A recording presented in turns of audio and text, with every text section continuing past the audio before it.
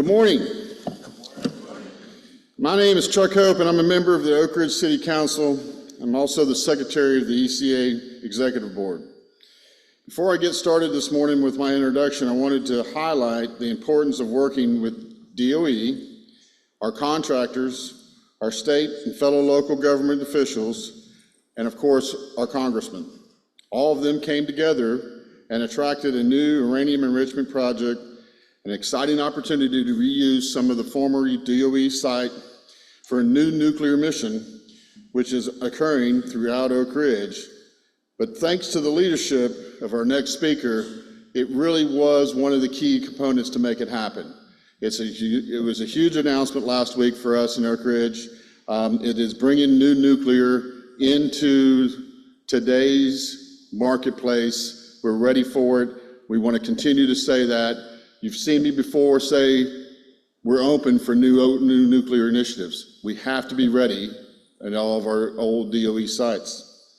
Congressman Fleischmann is a national leader who is not only the House leadership and the chair of the Energy and Water Appropriations Subcommittee, he's also a member of the full Appropriations Committees and some of the co-chairs of some of the most critical caucuses, those being the Nuclear Cleanup Caucus co-chair, Fusion Energy Caucus co-chair, National Lab Caucus co-chair, Advanced Nuclear Caucus co-chair, Nuclear Security Working Group co-chair, Spent Nuclear. The man runs all the time.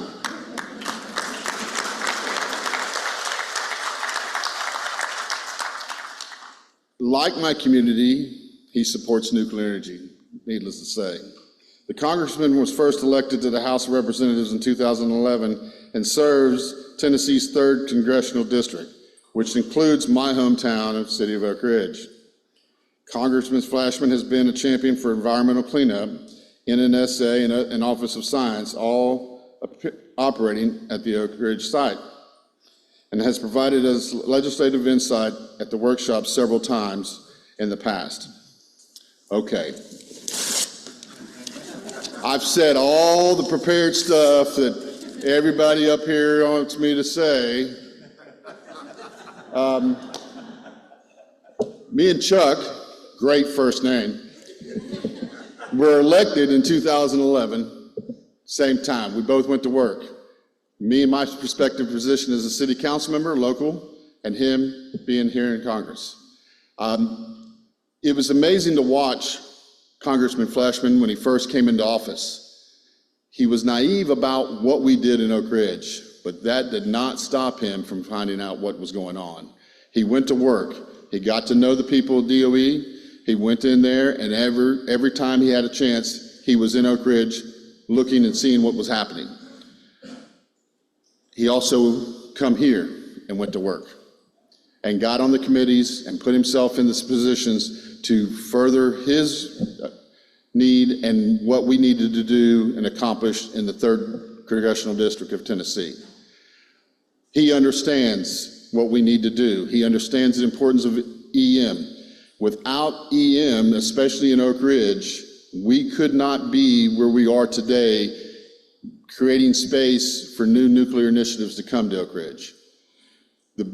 The open sign has been put back in place in Oak Ridge. We're ready for it. We're getting it. We've got new companies coming in, and we announce stuff just about every quarter. That's because of a lot of the hard work that Congressman Fleischmann put forth in this. So, Congressman? And by the way, here's that under the threshold hat, the 35th anniversary. So there you go. So fantastic. Thank you. Chuck, thank you. Good morning, everyone. Well, this is our 10th year. I don't think I've missed a year since we started. If I do, we can't remember it. But I am Chuck Fleischmann, and I look across this room, and it is really tremendous to see this room so full with people from academia, the Department of Energy, our think tanks, industry, our great contractors. I'd be remiss if I did not thank DOE for working to put this on. We're going to hear from my friend, Secretary Granholm, about 10:15. I look forward to seeing her later today. She's going to be our keynote. The Energy Communities Alliance and FCOG, of course, thank you for putting this on. I was telling my staff assistant last night when he picked me up at the airport, I said I flew in a day early because I did not want to miss this. I speak all over the country, sometimes all over the world at nuclear conferences, but this conference is so important to me, and it's so fundamentally critical to what we're doing in new nuclear. I've said this before, that if new nuclear is going to work, EM has got to be kept good and strong. They go together. As we clean up legacy sites all over the United States, it is allowing us to reclaim land that was once in the DOE portfolio, getting them back to our communities and the like. So I am excited to be here, and I wanted to go over some very important things in a macro sense and in a micro sense. In a macro sense, I really appreciated Chuck talking about the fact that when I came here, I was a lawyer from Chattanooga, Tennessee. I went to law school at the University of Tennessee in Knoxville, my alma mater, at age 20. I grew up in New York, Philadelphia, and Chicago. So I'm not exactly what you would expect to get as a congressman from the middle of the Bible Belt, but they got me and I got them. We had to work very hard to get there. But if there was a wow in my portfolio, it was the DOE reservation at Oak Ridge. ORNL, tremendous job, our great national lab. Y-12, our NNSA facility. Building the UPF, I saw Tom D'Agostino here. I remember when we were just talking about UPF as a concept. It's going to be completed in a few years. But the sleeper at that time that I didn't know about, that was so critically important, the linchpin to getting all of that work done was EM. Now, I'm not trying to push for anyone or give a plug, but when a job is well done, and a job has been very well done, UCOR, our contractor, has done an exemplary job. I remember the K-25 plant, the largest building in the world at one point in time, was taken down under time, under budget. And what are we doing with that site? We're repurposing it. And Chuck referred to the coup de grace that we had last week. We in Tennessee, because of our cleanup mission, because of our pro-nuclear mission, we attract like a magnet new nuclear to Tennessee. Let's face it, it's competitive. We've got great DOE reservations all across our country. I fund them. I know that. I visit them. They're great. But my gosh, the fact that Orano, one of the world's greatest companies in terms of actually enriching uranium and doing a lot of other things, chose Tennessee, and it wasn't even close. But where is that being built? On former legacy land that was cleaned up, that is now back in. So we are doing things very well. I have to address the big issue that many of you all are talking about, going back to macro issues, the budget, okay? Let me be clear, let me be steadfast. We need to keep the federal government open.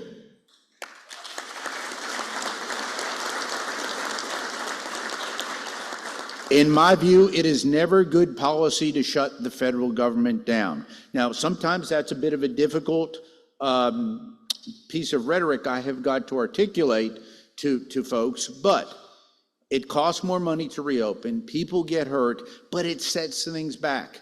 Now, I have been in office when we have actually had 3 government shutdowns. I saw it directly impact businesses and the government in Oak Ridge. I fervently believe we will get it done before the 30th. I was watching some of the financial markets in Mornings with Maria today.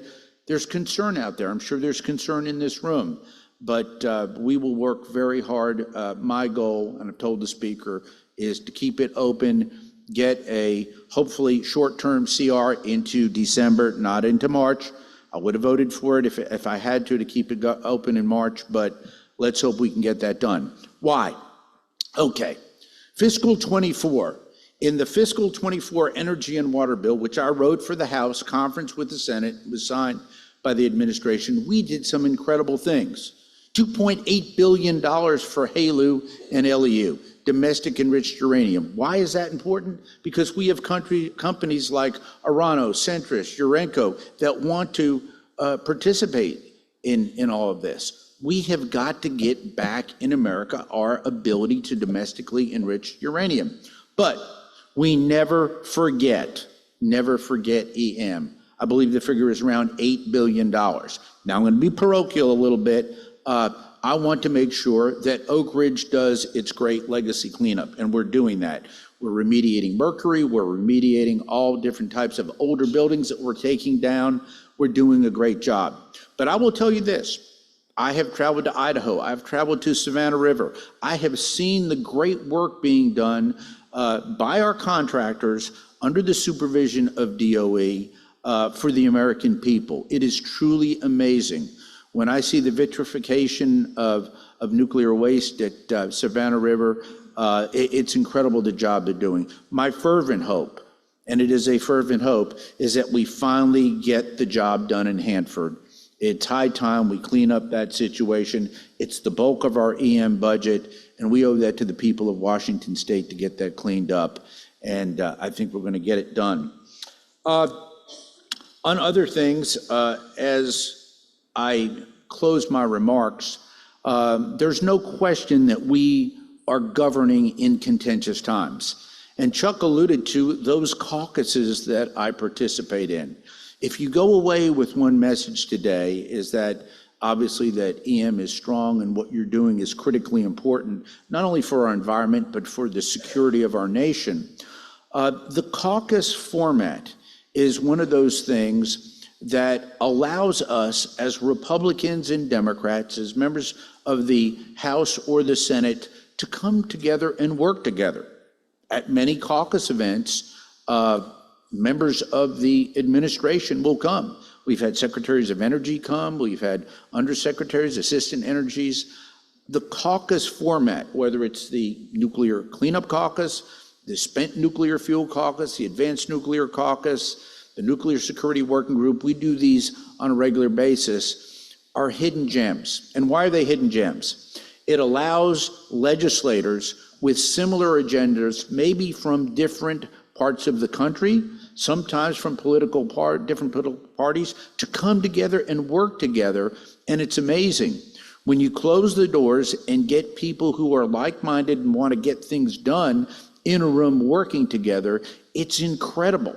Many of the ideas that come out of the caucuses, I can take then and advocate for, not only in my committee and subcommittee, but on the floor of the House. So if you can, please check out our caucus system. They're free. Every caucus I chair is free. And I want to keep it that way. We don't charge members. Other caucuses, nothing wrong with that, charge members to be a member. But basically, come and see us in action, closed door, and work with us. The last thing I will say is this: get to know your member of Congress. It's amazing. I will actually go into rooms sometimes with younger people, and I'm fervent about my support for our young people because that is our future, and say, how many of you know your member of Congress? And maybe one or two hands go up. It's easy to get to know us. You should know your member of Congress. It's a little bit more difficult sometimes in the larger states to know your member of the United States Senate, but if you can, I recommend that. We like our friends on the other side of the Capitol. But the reality is, get to know the people who represent you and articulate your message. I could not do the job I do for Oak Ridge and for the country if I did not have a constituency like I do in Oak Ridge. Chuck, at the local level, I see Mayor Creswell here today, at the local level, at the state level. Bill Lee, our great governor, puts together a nuclear board like no other nuclear board in the country. And what does he do? He puts top people on that board who get it done. Many of these folks are in the room today. So I'm going to close by saying this. I would like to take some questions, and we've got some time, I think, for questions. But I am going to remain very optimistic. We are going to get a new administration, okay? I don't know what that's going to look like. I know what I want it to look like, but this is not the room for that, okay? But when we get that new administration, it is critically important that we, us work together to make sure that budgets for EM remain strong, budgets for nuclear remain strong, working with our great utilities. I really fervently believe, like my mentor Ronald Reagan said, that our greatest years are ahead of us and not behind us. Thank you.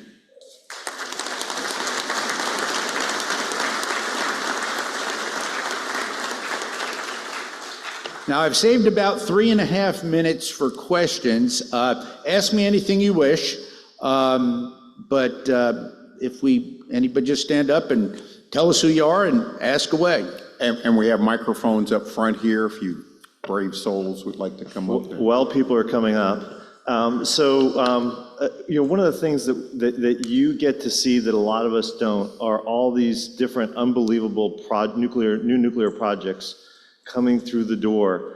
What are you starting to see as far as the development of those and just the growth of those projects in the United States? It's an excellent question. Thank you. In that fiscal 24 bill, I alluded to the HALEU. What we did, we funded not only Generation 4, but also Generation 3 nuclear reactors, okay? TVA, our great utility, has decided to choose a GE Hitachi Generation 3 model. It does not require a HALEU. It's a great model. We have funding for that. In this bill that I've got this year, which has about $9 billion in it for new nuclear, I fully funded Generation 4 as well, which will be HALEU-dependent designs. To answer your question, we have a plethora, a great amount of designs for new nuclear. My goal, my vision is to get one built so that we can get 100 built. And sometimes when you've got so many great options to choose from, that becomes difficult. So what is it going to take? It's going to take industry partnering with government, partnering with academia to put forth that. But I could not be more excited about our new designs. And I will say this, our adversaries are moving ahead in this area. They're building these and deploying these. Our friends, the French and the South Koreans, are in this space. So I believe in American technology. I believe in American entrepreneurship. Let's face it, we are the birthplace of the nuclear industry in the United States, but we need to regain that footing, and I think we can. Great question. Yes, sir. Thanks for doing this. Eric Knox with Momentum. One quick question. As I look at this last Congress, there have been some significant challenges on passing anything. It's like the Congress is just sharply divided on everything. However, we look at passage of things like the ADVANCE Act. So from the outside looking in, it looks like nuclear is one of the issues that seem to be bringing people together and Congress can actually get something done. Am I reading that right? You're reading it right. And I'm going to say it's more of a generational divide. There are some, and I'm not trying to be political in this thing, there are some members on the other side of the aisle for me, on the Democratic side, I'm a Republican from East Tennessee, who are older and who will never get there on new nuclear, okay? That is their ethos, and we will not be able to change that. Conversely, on the other side of the aisle, there are young people, progressives, who agree with me on almost nothing, who are actually going around the world and making speeches about why we need new nuclear as reliable, clean, efficient, resilient energy. So I think it's more of an age divide. What our industry needs to do is, I think, and we're doing a better job, is to come together and message that a little bit better to the American people. We've got to do that. There are a lot of different venues and avenues to do that. But yes, there is broad bipartisan and bicameral consensus. And I will say this, I have worked now with 3 departments of energy, from the Obama to the Trump to the Biden administration. I'm on dial-up with Secretary Granholm, and she is with me. We see eye to eye on a lot of this. So great areas of agreement. Maybe one more question. Well, good. Well, no, I'm not gonna let you off that easy. Oh, okay. Thank you. I love that. That's good. So, one of the things that we're seeing and one of the successes out of Oak Ridge has been the land transfer. And obviously, this new announcement requires another land transfer. One of the things, though, it takes a long time to get through that process because there's so many different hoops you got to jump through. Is there anything that you all are seeing or being suggested to you all that you're seeing on the Hill to accelerate that? Because we're seeing these new nuclear projects where the developers want the land in a year or two, and sometimes DOE says, it's going to take us a little bit longer.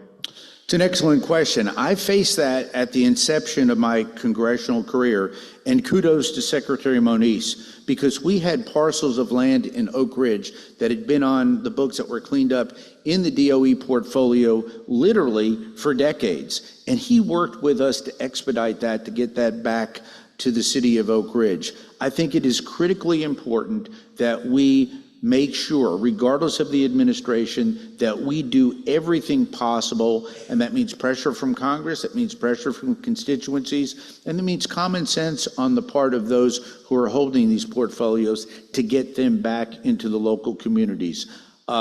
It is lethargic at times, but I will say this, it has improved. And for the Arano project, it is critically important. It's one of the reasons I was brought into the deal. They asked me to do certain things. Our governor and our state people and our local people worked so hard, but when they brought me in for that federal tangent land transfers was one of the key things. It's got to be done quicker, and I think it can be. Thank you so much. It's been a pleasure to be with you all. Enjoy the conference.